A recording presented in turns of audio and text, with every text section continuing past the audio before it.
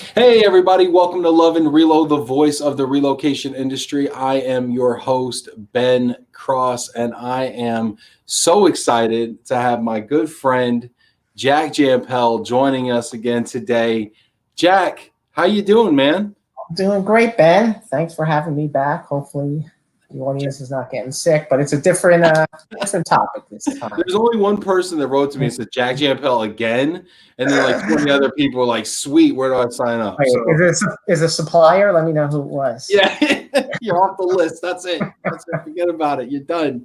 No, but this is great, Jack. I really appreciate you always coming on and bringing new things, and I feel like I'm growing a lot in my life right now at this period. Right now, it's a growth period for me, and I feel like you're really kind of a big part of that right now because you're always giving me feedback. You're always giving me ideas. I feel like in a way too, you're kind of growing too right now. I don't know if that's fair to say or not, but you seem to be doing a lot of things. You're going through kind of a period too yourself. It seems absolutely, like. Yeah. I mean, especially during this COVID, I had to find different ways of the fulfillment of happiness, and it used to be going off to conferences and everything else. So I really, very quickly just started other ways that we'll talk about, in a few minutes of how do I go about keeping the happiness and keeping fulfilled. Yeah. We got a couple people checking in. If you're watching right now, go ahead and hit that like button. Throw a little heart out there to Jack in Pennsylvania. Are you in PA or are you in Jersey right now, Jack? Right now, I'm in New Jersey. New Jersey, okay. Yeah, all right. I go back and forth. Yeah. How's the weather? Are you at the shore house? How's the weather, man? Yeah, nice. It's a little cool. We're getting in the low 60s, so just nice. Gonna close up the shore house this weekend. Oh, it's so sad. So sad. My favorite set for Love and Relo is the shore house. Let's see here. We got people checking in. We got Diane Ayers checking in. Hi, Ben, Janet, and Jack. I'm on early to get a front row seat. Diane, appreciate that. The good part about Love and Relo is all the tickets are the same price. Okay, so you know what? You get there early, get a great seat. Hearts from London coming in. We've got Kristen. Hey, Jack and Ben. What's up, Kristen? Good to see you. We got Deborah Hansen. Hello, Jack, my long lost friend. If you lose Jack, I don't know. You're blind. He's across the country, so it's a little tough now. Janet Olkowski. Hi, guys. Jack, I'm just thinking right now as I'm over here and just like as people are coming in and I'm just saying hey to people and whatever. And I remember we were on a call with some people. We're doing the upcoming IAM conference. In fact, Janet, want to plug that promo real quick? We're doing the upcoming IAM conference together, and Jack and I are on the call. Hey, go ahead and check out the IAM conference. It is coming up, the 58th annual IAM conference. Jack is going to be speaking and actually leading a corporate-only session for this, which we're going to get into. But if you haven't registered already, go ahead and register. It's IAMmeetings.com. Actually, it says .org. It's actually .com. Go to that, check it out. And if you are a corporate, there is a free promo code to get you a free registration to check out all the great content for this. But Jack, we were on the call and you're like, all right, guys, have you seen Love and Relo? Go watch Love and Relo because you got to get used to Ben's style because it's just go watch it. Why did you feel the need to give that disclaimer, Jack? Well, no, I mean, you have your own personal style, and you're probably going to have a lot more corporate that don't know you and, don't know your style. And, when you're being sarcastic or when you're being funny, it could come across in different ways. So, you just have to be careful of that. That's the reality of it. Is it too much, Jack? Am I too sarcastic with it? Is it too? No. Like I said, you have like a family around this whole show, and it goes back to what you were saying. You created this community, and it's getting bigger and bigger. And I hope, and I always tell the story that hopefully I can take a little credit for doing this, for having your show, because if you remember that time we were out together and a differentiator, and what did I say to you? What's different about you, Ben? Like, what's different to you? And it was loud. You were kind of screaming and wagging. Right. Not your company. Your company, everyone's going to show me great metrics. But I said, you have to be the differentiator. You have to be that person that everyone gets to know. And, I was really happy to see you start this Love and Relo, and I think it's a great step for you in a lot of different ways. Well, you've been a great supporter, and I think that's a good segue into our topic today. And Jack, the title of the show is "We Rise by Lifting Others," and this is a concept that you and I have been talking about, and it's really morphed into almost a movement kind of. Can you just tell us a story of how this came about? Yeah, sure, Ben. Like I said, I've always been a real strong supporter of this, and there's a lot more corporate people out there that are very good at it too, and you're going to see that they're the more successful individuals that go out of their way and get involved, and make sure to meet with different suppliers, even if they're not going to buy. But how did this come up, and why did I just kind of bring this up? And it all happened from, I was trying to get a corporate panel for a Zoom meeting.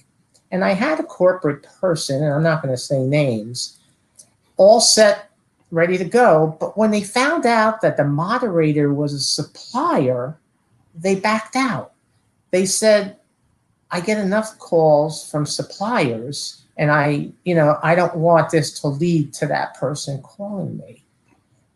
And that just kind of said, wow, that is incredible if we have corporate people out there that are thinking that way, okay? That you're sharks and, you're always out for an ulterior motive.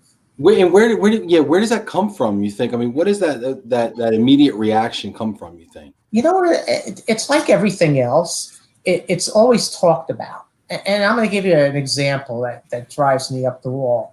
That most regionals still today will read the no soliciting paragraph before their meeting. Okay, we will not do that at DVRC. Okay, we believe that our corporate people can manage themselves. We believe that our suppliers can manage themselves. It just starts a meeting off, I feel, in a negative way. Okay, and like you mean like in a divisive way where it's like it sets the wrong frame? I mean. Yeah, I mean, what do you think when they read that paragraph and say, remember, we have no soliciting during this conference? I think, okay, I'm already on thin ice. That's like strike number one. I'm already on thin ice. Don't speak unless spoken to. God forbid I give somebody a business card or something. Like I don't want to be never excommunicated from the DVRC or something. Right. You go meet me in the men's room, and then you hand them a business card in the men's room. I've done that, but not the men's room. But you give them a card, and you're like, hey, listen, don't tell nobody. You ask me. If anybody asks you ask me what my phone number and email address was. And I'm going to give you this in a cocktail napkin, and you're going to take this and put it directly in your pocket. Don't even look at it. And I think, the problem is nobody asks the question. Everyone just kind of goes with the flow. It's always been that way, and they're afraid they're going to lose corporate membership because of it. We never lost corporate membership. We've increased our corporate membership because of that. So I think it's just old things that have always been that way, and everyone just doesn't want to address the change. So people, what about the people that say, the corporate folks need to be protected? Because if we don't protect them, then the salespeople in their snazzy suits, are going to descend upon them, and then all of a sudden they're never going to want to come back to the meeting. I mean, again, I think it's old. It's my opinion that it's old thinking. Okay, I think it's always been that way. That there's this fear that, once you get to, the corporate person, they're never going to let you go, and you're going to have to sign a contract. And, and sure, there may be one or two people out there, but I believe the majority of corporate don't have a problem with being afraid of that. Mm-hmm. That's just my opinion. And like I said, it's worked very well for us at DVRC. We've had no issues. Go ahead and leave a comment. Leave a questions for Jack. If you agree, if you disagree, I want to hear it from you. This dialogue right here is what it's all about. It's really all about you, the audience member. So go ahead and leave a comment. I'm going to get into the comments right now. As you know, we're always in the comments. So go ahead and let's get active in there. I want to give some more shout outs here as we keep the conversation going. Maria from Argentina. What's up, Maria? It's good to see you. Lindsay Childers. This is great. Charles Beatty checking in. Sandra Clary, hi, Jack. Looking forward to you keeping Ben in line. tough to do sometimes. He tells it like it is to me. And that's what I love about you, Ben. You tell it like it is right back to me. Well, you do too. That's why I love you. And honestly, like that's why, you know, sometimes I was telling you, sometimes I get nervous like when we do these things together, because I feel like you're not just gonna like go along with me. Like if you disagree or something. Well, you almost insulted me in your show the other day when you said, "Can you put your comments in question form?" Do you remember when you said that? Well, it's easy. I'm Ron Burgundy, okay? If there's not a question mark at the end of the teleprompter, okay, it just comes out wrong, all right? So I need you to work with the talent here, okay, please? Dano McCoy, Jack, hotter than fire, cooler than ice. Hey, he sent me a T-shirt with that saying on it. How you doing, buddy? Dano's awesome. I love Dano, brings me joy. I could sit there and talk to Dano for 2 hours at a party. Janet Olkowski, we miss you in Philly, Jack. Renee Daniels checking in from Raleigh. Used to live in Raleigh. Henri from Bordeaux. Hello, Ben. Hello, Jack. Laura Gazian. Hi, Ben, Jack, and Janet. Greetings from Crispy Cool NYC. Laura, I love the Instagram videos of all the neighborhoods. If you don't follow Laura, leave your Instagram in the comments. It's fantastic. Viva Van Bakel, love this. Hey, love you too, Viva. We got to talk next week. Francine Drusty, hi, Ben, Janet, and Jack. Excited for this conversation. Side note, is this the place to talk about the Eagles? Well, the only thing Francine did right is put a question mark at the end of that. Yeah, Francine, you keep your opinions to yourself, okay? This is not the place, all right, Francine? I'm just kidding, Francine. You can talk about the terrible Eagles. Whole NFC East, probably. Oh, my gosh, we're just awful. Gabby, go, Jack. Can't wait for this discussion. Hey, Gabby, it's good to see you. Sean Ireland, hey y'all, checking in from sunny Dallas. We got people coming in. This is fantastic. So I wanted to, there we go. Henri, I know what you mean, Jack. I'm trying to be careful around Ben too. You know what that means. That's great. Let me just finish up. Please do. First question when you were talking about, you know, the corporate person backing out. So I went to LinkedIn and just really gave my feelings about this. And, you know, your fulfillment comes from within. Okay. And I truly believe I was like flabbergasted by having over 1,000 responses to that LinkedIn post. And if I looked at those 1,000 people, I pretty much have even spoken to them or I know them as friends or whatever, but never in a million years until that day did I realize how, you know, that fulfilled my happiness, my kindness, and why I do what I do. Okay. I didn't see it as much as until I saw that LinkedIn, the impact that it had on so many people. So first I want to ask you, why do you think it was such a lightning rod post? Well, because I think it gets back to, and, you know, we'll talk more about, you know, what is it about most corporate will not take calls. They will not, you know, be partners when they don't need you. Okay. Most, and I'm not saying all of them, because there's a good number that, you know, work in my philosophy, you know, of how to treat people, because you're all people. It's not just a supplier. We learn from you, you learn from us. And that's the way I look at it. So that's kind of where it's coming from. But seeing the over 1,000 just said, we're hurting. Okay. It said to me, we're hurting, and more because of COVID. Okay. We're hurting because of COVID and not having that ability. And it doesn't mean that it has to be sales related. It could just be, you know, collaboration and just talking to people. I think early on, if you remember, I did, when COVID first started, I put myself out there to have video chats. And like, I think I had over 75 30-minute video chats. People I knew, people I didn't know, but there was just so much satisfaction on both sides from that. Why did you decide that? Well, okay, before we get into the video chats, because I want to hear about that, because having 75 of those is very prolific, and I think that that's a great sample size. Going back to that post, because you're right, 1,000 reactions to that post. What were some of the comments that stood out to you on that post? Well, you know, most of it was just really agreeing with what I was saying, and how do we change that, and what is it that we can do to change it?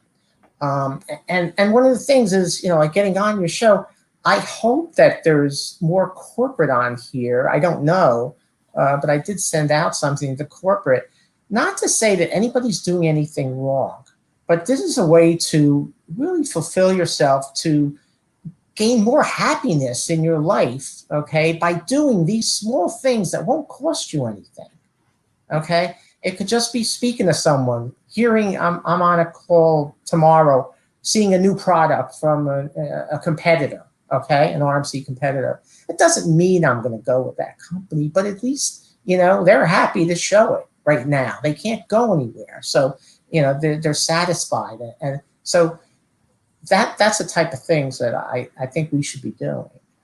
And we've got some people checking in here. This is fantastic. I think this is really resonating with people here. And then I want to get into the video chats here.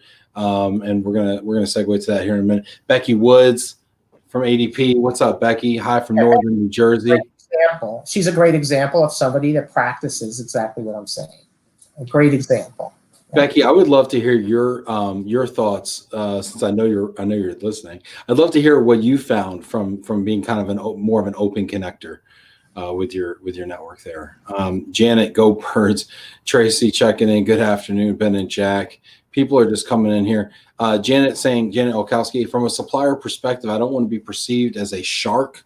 I love building relationships both professionally and personally. When a need arises, my hope is that they think of Cornerstone and me. Yeah.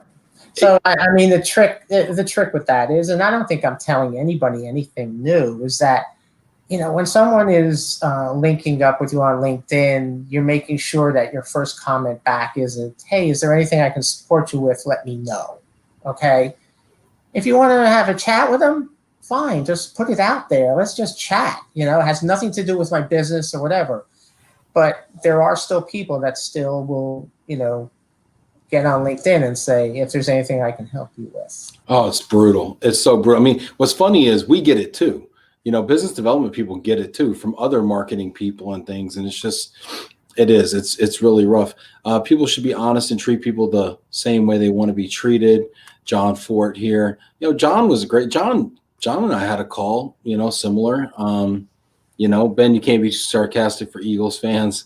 Appreciate that, John. Thank you for the permission. It's on now. Michael Quigley, I agree. Jag, GM managers know if they're buying or not. Nothing wrong with some networking and some card exchange. Viva says stakes go up, but who can deliver? Kristen, everyone is just trying to do their jobs, and we should all be kind to one another. That's interesting. One thing that Janet Turner goes into down here, she says, I loved having a video chat. And this is actually a great segue here. I want to hear about the video chats. I loved having a video chat with you. It was wonderful to chat with a quote unquote corporate without any expectations, but to become friends. I love friends. Love you too, Janet. Jack, why did you put it out there on LinkedIn to say, hey, who wants to grab a Zoom? What made you do that? Yeah, I think there was two reasons. I think, I did recognize that what COVID was bringing on was very difficult, more for suppliers than it was for corporate managers. I mean, as corporate managers, business will get back to where it was, after COVID is done. But suppliers are now sitting in a way that they could not do anything. Okay. So this was my way of just going out and just, talking to people and get their thoughts on what's going on with COVID. Do they think, they're asking me questions about mobility. What do I think about the future of mobility? And, just my opinion. And some of them, in my opinion, I don't think we're going to see a big change once this is over. I think eventually we're going back to normal. And I say normal, not a new norm. I really believe we're going to get through this and we will get back to normal. So I think a lot of people liked hearing that. They like getting my perspective on it. And, will virtual become the new norm? And again, I have my opinions on it. And so I think it's just that, just talking to people, not so much what their products are. Were you so 75 of these, right? That's a healthy sample. Can you think back on one that really surprised you? Hey, Ben, you didn't give me this question up No, front. I didn't. I didn't. No, Well, I'm I kidding. know. I'll tell a quick story. So I have you on Love and Relo, right? And then people network like crazy in the comments here, and all the stories of people that have met one another, formed friendships, sometimes even business relationships, from the comments and through being guests and whatever. A couple of people have reached out to me and said, "Hey, I got a Zoom call coming up with Jack. I'm really excited about it. What do I wear?" And I'm like, I don't know what you wear. Just go into it, without expectation, and just have a nice time, have a great chat. And then some Yeah. people have said that it's been something where they've developed a friendship with you. Some people mentioned maybe their business opportunities, but Yeah, I think one of the things, and not just from one person, was when they showed me products and then asked for my thoughts on it, and what do I see, and I give them honest opinions about it, and where to go with it, or how would I do it, or and really taking that advice and using it, and we keep in contact about it, more like an advisory almost. And again, for those corporate that will just take that step, it makes you feel better. We're not all that busy. Busyness does not make you happy. Okay, we're going to all think we're so busy that we can't take the time, for a 15-minute call to help someone that is in our community. Okay, these are the folks, and I've said it before, that you're the ones that sponsor our conferences. You're the ones that take people out to dinner. You're the ones that do volunteer work and everything else. We can't forget that. We can't, just because we can't meet with you, there's other ways of doing it. sometimes it feels like we wear busyness as a badge of importance, right? Like, I'm so busy. No, I'm busier than you. No, you got to see my calendar. I've been on calls from 6 to 6. I've got 12 hours of Zoom under my belt. I'm the busiest of the busy. And I think it's interesting, Jack, because I mean, you're an important guy. I mean, you run a pretty big program, and and I imagine you could be busy, but I feel like for you, and I'd like to hear your thoughts on this, but I feel like somehow you found a way to manage that busyness so that you're not so busy that you can't make time for people. How do you do that? Or what is your advice to people that might be watching this? Yeah, I think that they're going to have to tune in to the IAM conference, because we're going to be talking on this topic. So I don't want to give off too much on this, but it gets down to good partnership and people knowing each other. So it's all still related. People know my personal style that we work with, okay, and I know their personal style. So I think that's the key in running a smooth operation. I mean, if you're outsourced, the idea of outsourcing is to make sure that individuals are taking care of those mundane things that we are not professionals in. So it's a partnership. I would agree with that, and I got to tell you, that's my first reaction when I hear somebody so busy. I'm like, you got to look at your partners. I mean, are your partners carrying their weight? I mean, are they earning their keep? Because I mean, I think it's my job to make sure your desk is clean, and you can leave at 3 o'clock if you need to go to a recital or, whatever. I mean, you shouldn't have to be on call. I mean, that's my job and my people's job, right? So I feel like, I mean, I don't know if that's where you're going with it, but I mean, I feel like that's the purpose of strong supplier relationships. Yeah, and another example of what I'm trying to say is that when you do good things, you feel better. For the corporate folks out here, think about when you do volunteer work. Think about when you do food banks or clothes drives. How do you feel? Okay. Those are the things that bring happiness. Okay. So if you make someone else feel better, and believe me, they're not sharks. They're not going to bite off, your head. They're not going to force you into doing something you don't want to do. But right now with COVID, there's definitely a need for more community. There's definitely a need for corporate to get on panels, to take calls from people and look at new, products out there, just for your own sake. So. Do you think that it's good for your career? Like, if there's a global mobility person watching this, a corporate, Do you think, I mean, would you advocate this almost as a career move to network thoroughly with your suppliers? Yeah, absolutely. I mean, that's so critical in what we do.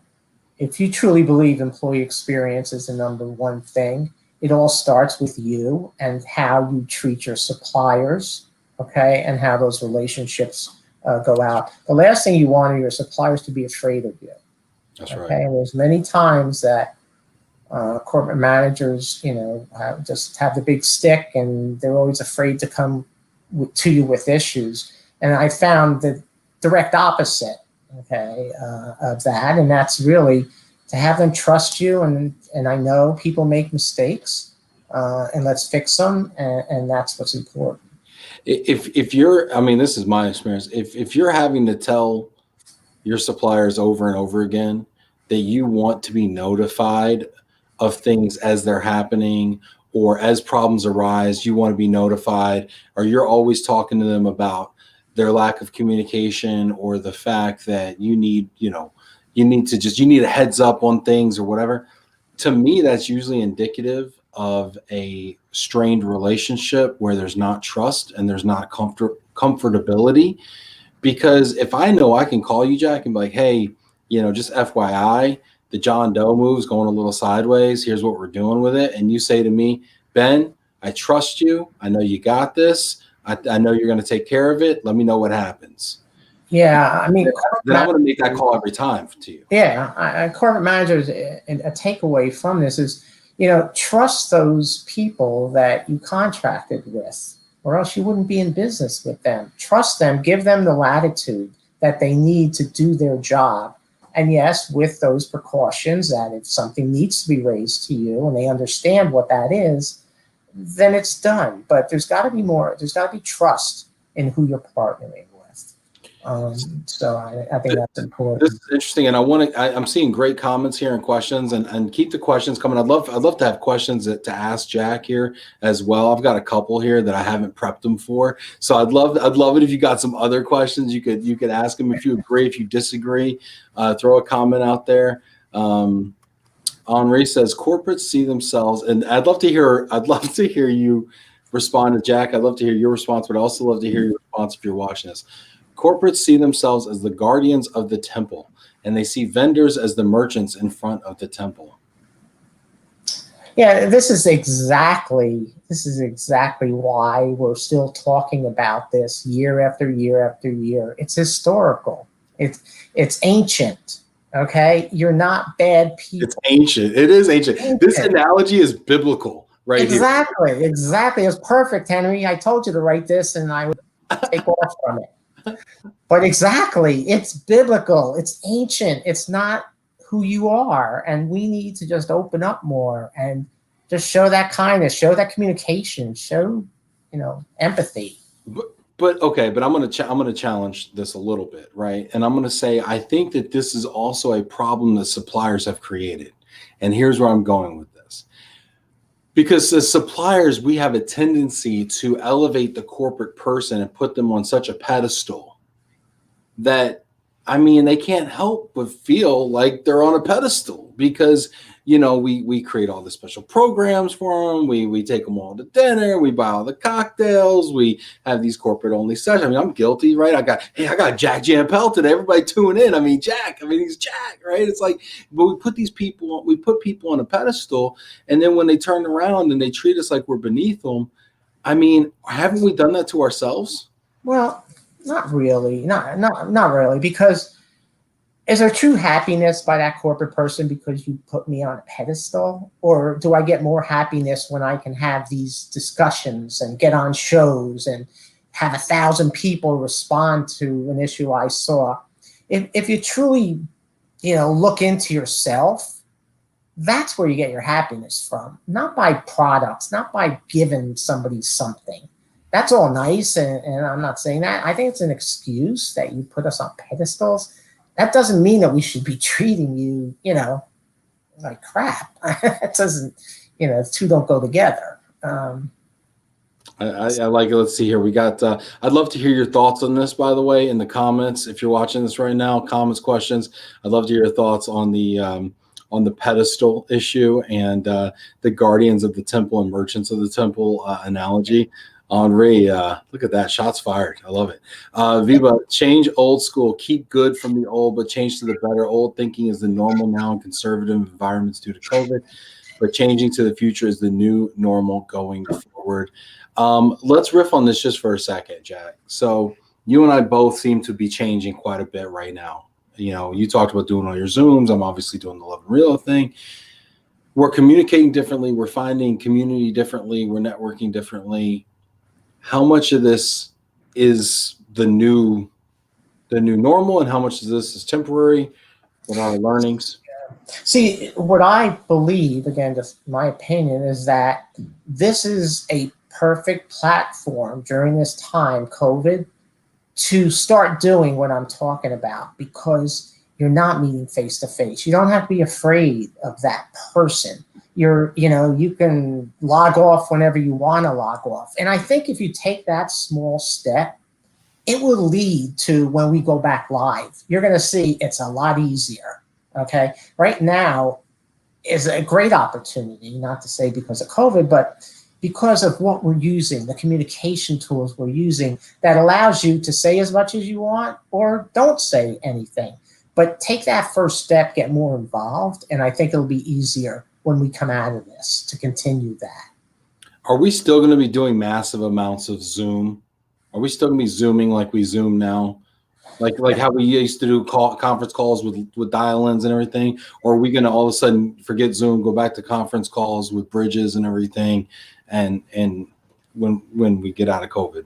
Yeah, I think what, related to that is we're going to see probably a big reduction in travel, where people are not going to go for a one-day meeting to California and across the country for a 1-hour meeting or something. So you may see a lot more of that from a cost-cutting perspective. And I think I've talked about it before. Do I see it as a new norm for companies? I don't think anybody knows that. I don't believe we're anywhere close to addressing that. We're still trying to get back to normal business. So I don't think, although you hear a lot of talk about virtual assignments and no more relocations because they can work from anywhere, I think we're far off from making conclusions like that. And I would be careful about putting too much work and effort into policies around that. Sure, you need to address it, but I'm not sure anyone knows for sure that we should be writing black and white policies to address virtual assignments until we know what's going to happen tax-wise. There are going to be changes that are going to happen. A lot of thinking, comes from our tax people, and that's their job. So I think there's that fear too, but I think we need to slow down a little bit. I like it. I like slow down a little bit. Everybody's been telling me to slow down lately. Let's see here. We got Mary checking in. Jack is leading by example. Love it. Got a LinkedIn user with over 30 years experience as a service provider in mobility. I've learned a few things, but all too often people don't want to hear it because I am a service provider. This to me is like, this is my life. Okay. I feel like I have so much to offer. I don't have 30 years experience, but I've done a lot in 10. I feel like I have a lot to offer, but people just don't want to take the meeting or they don't want to hear it. I mean, literally, like if I got a big enough client, I could literally not do anything else except I could just service that client, support them as a free consultant, and just help design thinking and do things like that. I mean, that would be one of my dream type of strategic partnerships to have with a client, where I could really immerse myself in their culture and their program and really help out. But people don't want to open the kimono, Jack, and let you in. Yeah. I'm going to talk to the corporate managers right now and say to you, if you want to find happiness, if you want to find fulfillment, okay, at this time, remember those that support you, okay? You're not going to get hurt by speaking to people. You're going to only help people. You're going to help people feel like, they're functioning and there's something that's out there for them when we get back to this. So I just challenge the corporate people just to open up a little bit, get on panels. And if you're afraid of a topic, believe me, you know better than the audience. A lot of times you think, I don't know the topic. We know a lot more than we think we know. So I don't think that should be a fear. I just ask and request that you will find happiness in just opening up. That's the truth. And is it the fear of having to say no? Is it the fear of at the end of that Zoom call that biz dev person says, and for the low introductory price of $199, you too can, and then you're like, well, and then you go into your spiel about how you're not ready and blah, blah, blah. And I think the corporate person has to set the parameters, and like what I do. And basically I say, I am very happy with my Relo partners. Let's put it right out there. In fact, when someone wants to talk to me, I say that. I said, do you still want to talk to me? Okay. And most of the time they will, because I don't want this to be a sales call. So if you put it out there and they understand it, and they understand that relationship building is the #1 seller. It's not you knocking at the door and saying, do you want to buy household goods from me?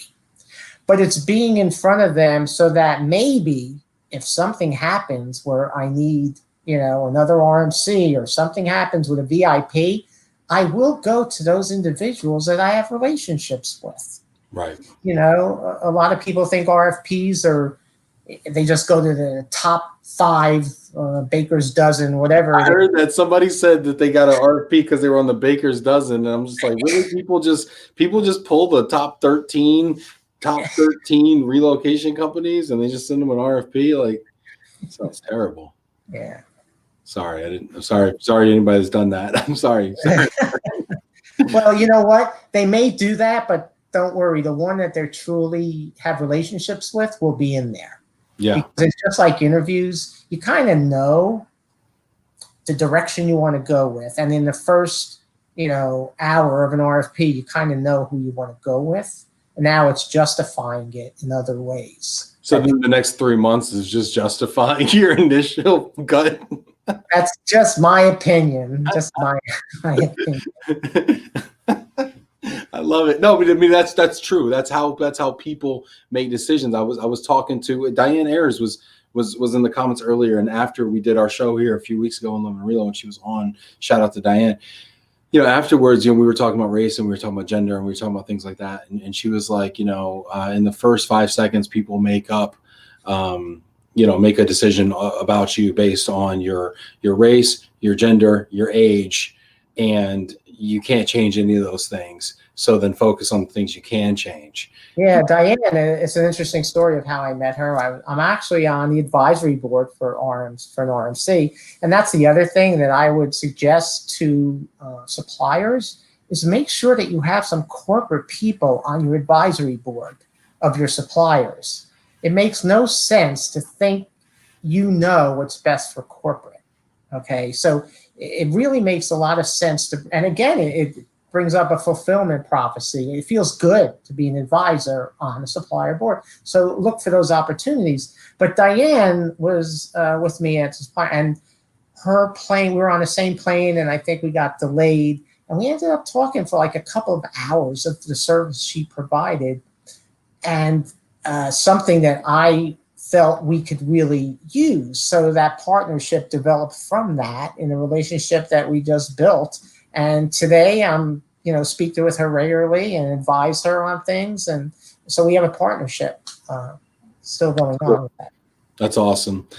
Jen Brain, empathy is everything. And you get that, Jack. Thank you. Yeah, Jen is great at that as well. She's, she's always great with empathy. She's always listening. She always wants to chat. She knows that I know she's there. Okay. I know she's there. And that's the important thing. Well, the thing about Jen too, and we're going to make Jen blush here. The thing about Jen too is that Jen is a giver, she's a giver. I mean, she's always given. One of my things in life, I was talking to my mom about this on my massive lunch break that I take. Jack will tell you all about that.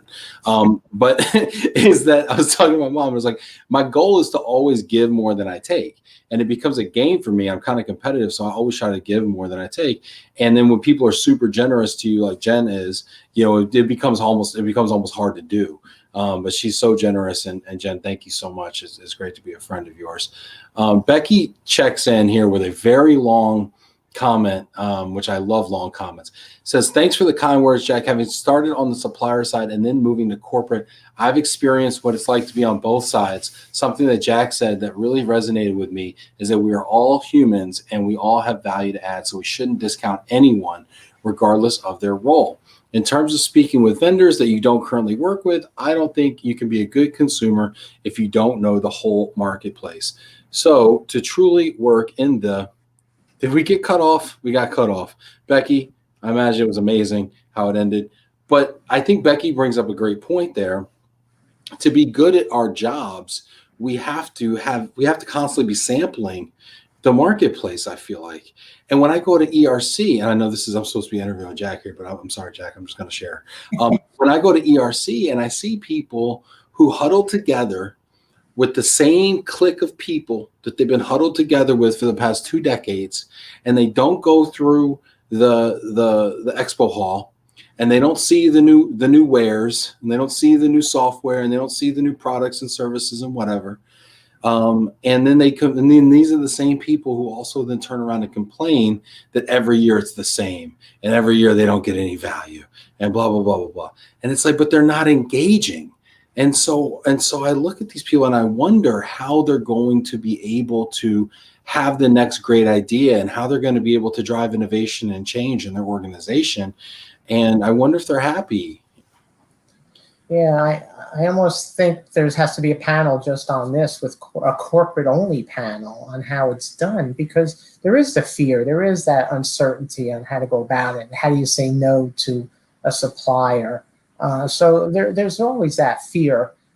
So maybe that's a learning of it. And, hopefully you do have a lot of corporate on this call. Yeah, and may change a little bit of what they're doing, and make a difference for you as suppliers. Get some no means no t-shirts printed up for ERC, and then everybody can feel very comfortable. Entertaining meetings. Jennifer Bowler agreed. Thanks, Jack. Brian Rivers, love the perspective, Jack. Thank you. Janet Okowski, so true. Becky, Jen Rodriguez, J. Rowe, love the positivity. Sandra Clary, when I was an account manager, I found that the clients for whom I was able to do the most and best in helping them to achieve their own goals and solve their challenges were those who engaged in a two-way collaboration and sharing. Those who were gatekeepers against even their chosen vendor partners didn't seem to realize how it negatively impacted their own efficacy. Wow. Yeah, and that gets back to what I was saying, is a lot of people like Becky and others that go out of their way to be partners or suppliers. You'll see that they have very successful programs. Not saying that people don't if they don't do it, but I would say that they have more successful. They're your larger programs, but the people that know how to do it and do it well makes a big difference in your own program. Aina also used to be on the corporate side, and she said she didn't really understand why suppliers would be so surprised and thankful for the way she's always open for sharing and connecting. And Aina, you're another amazing open connector. Now I understand, now that she's on the service provider side, we could go to the next level together, sharing and being more kind. Fantastic. Henri, I'm going to read this just because it shouts out someone else who's like my Relo dad. I had a wonderful conversation with Jack over the phone a few months ago. Another one with Kerwin Guillermo. Shout out to Kerwin, love you, man. Earlier this week, and a few others with you guys in and out of LinkedIn. Such good people you all are, giving people, and no magic, just nice, friendly conversations. It was all I needed. That's awesome. I love hearing that. Yeah, and I think what's important is that it's all we needed, because that a lot of companies are way down right now in volume. So your expectations are not that it's going to be the same as it was back in March or before COVID. So I don't think your expectations are that you're going to gain a lot of business during this time. but your expectation is that you can keep relationship building at least. And that there's no cost for that to corporate managers. So just be kind, and it'll make you feel a lot better. For me to get over 1,000 responses, I was like I said, I was totally blown away by that. And just looking at the amount of people that I've became friends with in this community, that needs to continue. It needs to expand with everyone. Jen Breen's tearing up there.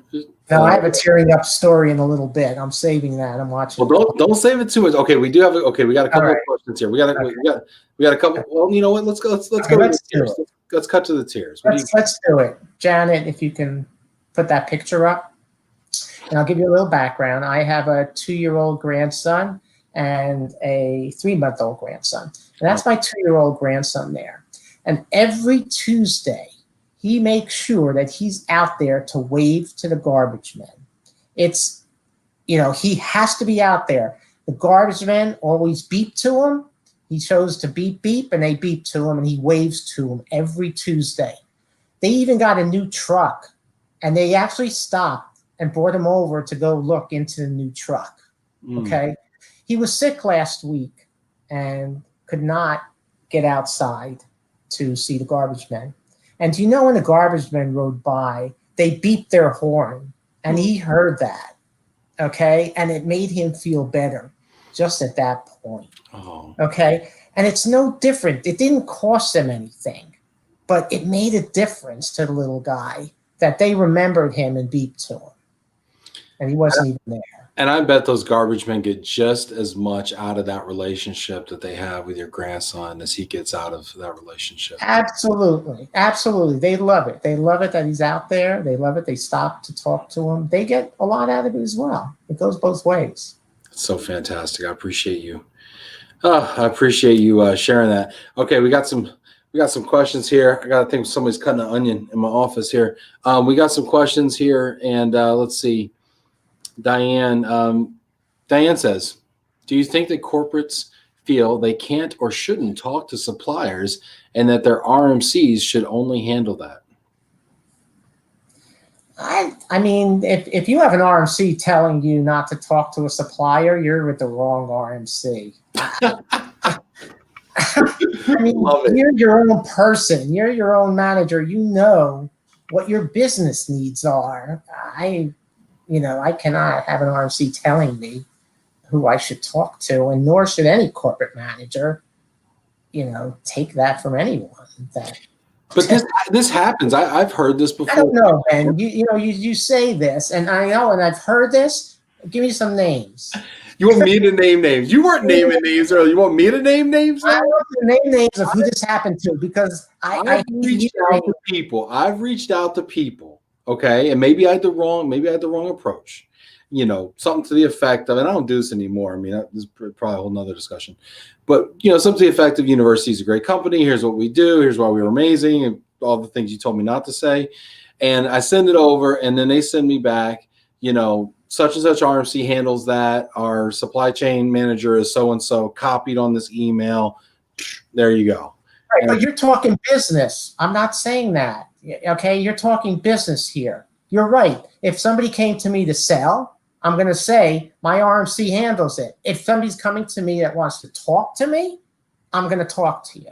If you want to talk about the industry, if you want to chat, that's how you build relationships. If you come to me and tell me, I want to sell you household goods, I'm going to tell you, what? My RMC handles that. We're not doing an RFP right now. Okay. So I haven't gotten that far with you, Jack. I haven't referred to the RMC yet. I'm just kidding. I don't really care. You see the difference? I'm trying. I know. You're saying if you come in talking business, that's what your RMC's for. That's why you outsource it, to your point earlier, right? But no, you're saying there's always room for personal relationships. Yes. So that actually leads to another question here that Francine says, what are some, you're talking dirty, Francine, what are some recommendations to get the kimono open My I almost said something. I can't say that. It's a family program, Francine. Really, this is a mobility station here. Eagle fans over here. You know what? It's really got to start with the corporate relo managers becoming comfortable. And to open that up, it's just got to be very non-threatening. And it's basically, a LinkedIn connection. Just would love to know, what you do, what you think about the industry. Have nothing to do with selling you anything. Be right up front about it. This is not sales. It's during COVID, and we're just trying to, keep up with what is going on, and would love your perspective. Is it going to work every time? Probably not, but it could. People are busy. Laura says people are complacent, Ben. They don't like change. That's why the same folks huddle together at events. I find one-on-one informal gatherings work best. By the way, Jack was so kind when I reached out to him to explain your crazy RMC business. Yeah, interesting. Let's see, Anka, I had one RMC rep come sit next to me at the bar while chit-chatting with their corporate person to make sure I did not say something wrong, and told me that was why. I did not even know who they worked for. We were discussing cocktails. This is hilarious. This happens all the time, okay? It actually happens to me. You go to ERC, right? Or wherever you go, right? And if to use the shark analogy, right? Let's pretend I'm the shark, right? And let's pretend Jack is the scuba diver, okay? Well, the RMC comes in and they're like the cage. They're like the cage, okay? And they're like, oh, hold on. And they literally walk. I swear, if it wasn't inappropriate, they'd probably put their arm inside your arm and walk. It is true. It is true. I've seen in the background, your partner's just kind of watching, what's going on. Yeah, you think they're your bodyguard. You think they're trying to get their merit badge for helping you cross the street or something. It's like, what is going on? Yeah, I think that day, Ben, when we were sitting there and my House of Goodman was watching us, he brought out a contract and I signed it in front of them. Man, they were like, that's it. Oh, this is great. Roy Ramirez says, I do the same thing every Tuesday with the beer trucks at my local bar. They all pull the cord for their horn when they see me waving. So I just see Roy sitting on the stoop of the bar like, hey, like waving at the beer trucks there. Love you, Rory. That's great. Elena says, very wise words, Jack. You should never be too busy to help someone because someone took the time to help you. Jack, that's a great question or point that Elena brings up. Do you remember people in your career who took the time that didn't have to, but maybe just were nice and just took the time to help you when you were coming up? Yeah, I mean, absolutely. There's, what they say is that you kind of hang with very similar people, and that's who you become friends with, that people that you click with. So, yeah, I mean, there's been different avenues where people have helped me, whether it was career or whether it was personal lives, personal circumstances that came up that they helped with. And like I said, they get the satisfaction of that as well. It makes you feel good. So, and it's a history of where I came from. I think that makes me the way that I am. And that's that I wasn't born in the U.S. Came here when I was 1 year old with my parents on a ship, and I just found out recently that it took like a two weeks. Okay, so traveling 2 weeks, not knowing what's going on in the United States, and coming here to this country, and watching my father, bring himself up. He was a baker and he worked in a bakery for the longest time. And within 10 years, he was able to purchase a bakery, So I just see the United States, in a different fashion. I believe that we're going to get through COVID. If you believe in the United States, we always come through, And I think that model, that knowing that my dad was, going to work every night while I was sleeping, and I have to cover my ears because I felt guilty about him going to work every single night. And that is behind of how I treat people, because we had the goodness of coming to the U.S., and the fortune of being able to grow here. And that's why I want to help others as well. Bro, like, what are you doing to me right now? You're killing me right now. Yeah, that was going to be my final comment. But it's really just saying that if you believe in the U.S., and we all should, we will get out of this. We will get back to ERCs and regionals. Just take the time to make those connections. Keep the community going in whatever ways you can. Okay, to give some hope to moving ahead and getting back to the normal. Give Jack a like, maybe hit that applause button or a heart there on that. I mean, because Jack, I never heard that story, man. I didn't know that. I don't tell. You know what? I don't tell it that often. This may be the first time that I've ever told it, because I just think, coming here 2 weeks on a ship with a 1-year-old, and I know there's other stories of other families that are very similar. And my dad working 7 days a week, I hardly ever saw him. He was not the one that took me to sports or anything like that. So I think that molded me to believe in this country and know that we will get through this, as we always do. Jack, man, like, dude, what an inspiring story. Holy smokes, man. We've got some great comments coming in here. Al says, Jack, I've seen behind the kimono, and I still think you're a great guy and an awesome partner. Al, oh, geez. I told you, no NEI people on this comment. None of these Omaha stories, Al, okay?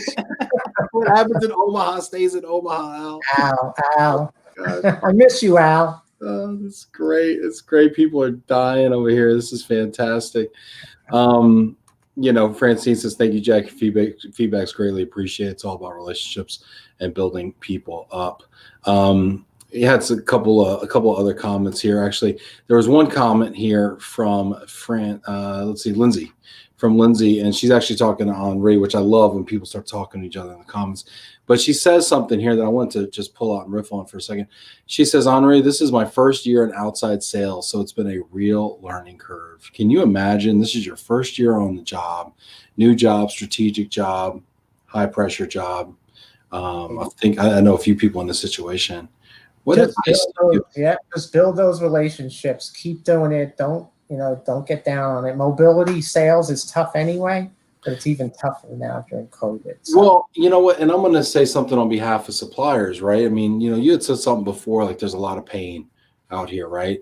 And everybody across the board is getting these pay cuts, right? Especially if you're on some sort of commission or something, right?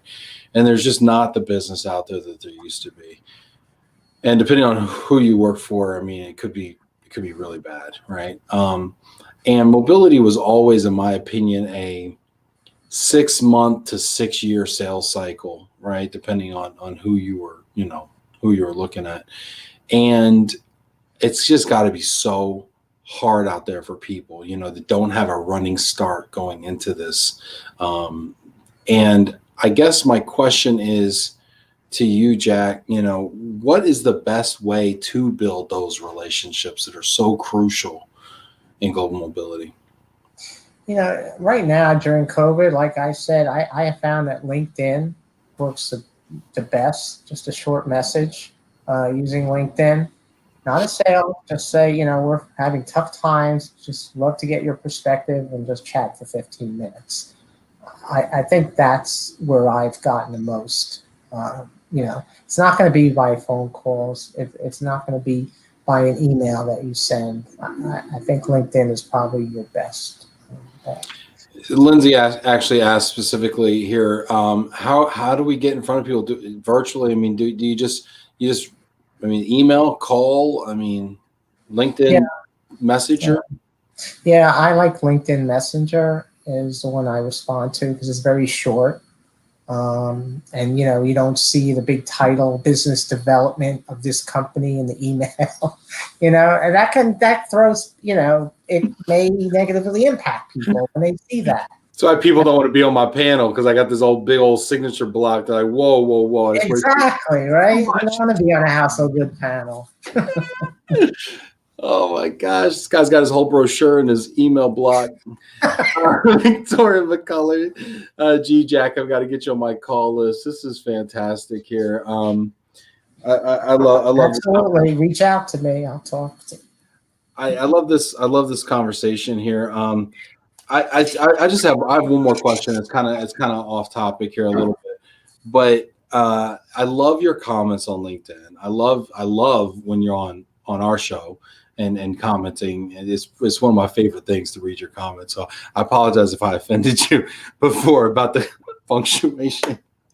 But no, I really it makes my day when you comment on my stuff. But I was looking through some of the comments and the activity that you've done recently, which is a really cool feature on LinkedIn that people may or may not know you can do. And I was actually looking at some of the comments you made on the View from the Top show, which some people may be familiar with.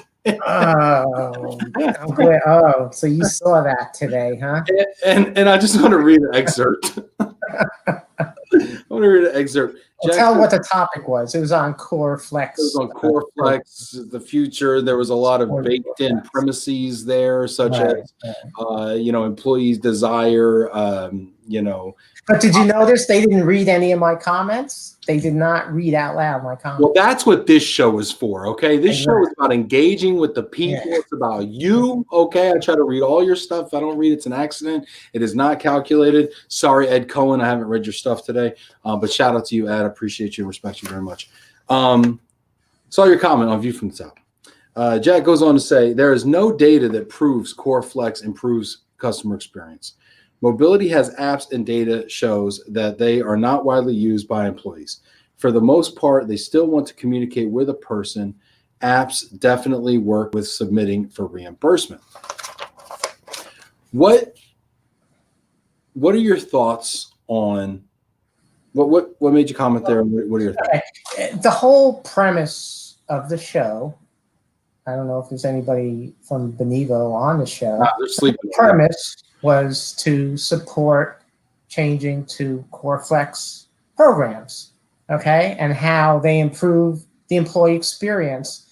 And my question is, where do they get this data, okay, that says employee experience is improved by Core Flex? Now, there's always products to these shows, and that's what's good about your show, Ben, is your show is not around household goods, okay? Thank God nobody watched it.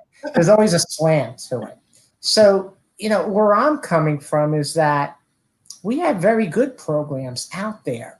To then make that, conclusion that, Core Flex improves employee experience is a big undertaking, and it's a big comment. And I want to know, where do they get that data from to prove that? It sounds nice and it's trendy, and some companies have gone to it and works well for them, but most have not. Most stay with a kind of a tiered program. But once you start to get into the complexity of selecting and things of that nature, the program is no more than a tiered program. But I just thought that it was more of a sales thing, and I just had to say my comments. So. I loved them, and that was just one of many. You can go back and read all the comments there. If you don't want to sit through the entire show, you can go to Jack's page, and it'll all be under his activity. Henri is chiming in as well with support for you and for your comments there. View from the Top is vendor agnostic, Benevo Bytes, all about their in-house solution. Okay. Yeah, so I mean, that's one thing. We don't really push much of an agenda here, except we hate them. So that's my only platform on this show. I'm just kidding, Jack. I don't want to start a can of worms.